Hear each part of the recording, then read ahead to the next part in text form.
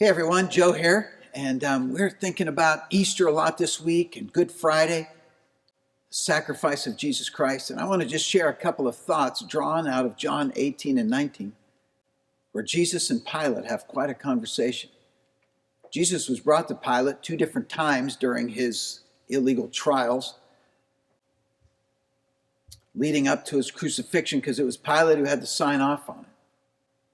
Pilate asks several intriguing questions, makes some bold declarations. I find no fault in him was one of the things Pilate said. But there was another one when he brought Jesus out and he examined him, he questioned him, and he brings him out to the crowd. We can picture it up on kind of a porch, balcony type thing, crowd below. And Pilate says this. He says, "Behold your king. Behold your king." What a bold statement he makes about Jesus. He can't find any fault in him. He realizes he'd been told a couple moments earlier that any power that Pilate had come from this man, Jesus. And he says, "Behold your king." And right there, Pilate was giving us the crux not only of the Easter story. He wasn't just giving us the crux of Christianity, but he was giving us the solution to the human problem. To submit ourselves under his authority and make him the king of our lives. Because think about it, who's the boss of your life? Who's in charge? I'm in charge. Nobody's going to tell me what to do. Behold your king, Pilate says. Now, a lot of people say, well, what gives God the right to call the shots? What gives him the right to make the rules? What gives him the right to do that? And the fact of the matter is that it's his universe. It's his right by virtue of creation. He gets to make the rules because it's his universe. And you start a game, you can make the rules. He's kind of stuck being God in that sense. And so if you want a universe where you get to make the rules, then you can make your own universe, but you're going to have to start with your own raw materials because God made those too.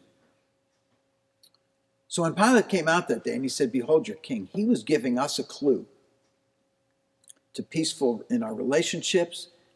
He was giving us a clue to security in our finances. He was giving us a clue about our meaning and purpose in life. I love the scripture. It's the very first phrase in the entire Bible. In the beginning, God created the heavens and the earth. And what he was getting at when he said that is, here's where it starts. That's why the first commandment, you shall have no other gods before me. God's not on a power trip. He just knows how your life's going to work best when you align yourself under his authority. You see, we're all little kings. We all want to be in charge. We want to be the big boss. Be in charge, make the rules, call the shots. And the day that we begin to submit our hearts to his leadership, to his authority, is the day that we begin to discover what real peace is, what real purpose and meaning to life is. Tomorrow we're going to celebrate the resurrection, Easter Sunday. I can't wait to see cars drive in and gather as we have a drive-in service. One of my favorite times of Sunday is to watch vehicles pull in and then people to come through the doors. Certainly have missed that. So tomorrow, Easter Sunday, we're going to have drive-in service. We'll help you find the FM station on your radios to tune in, to listen. Drive into First Baptist Church in Mound City.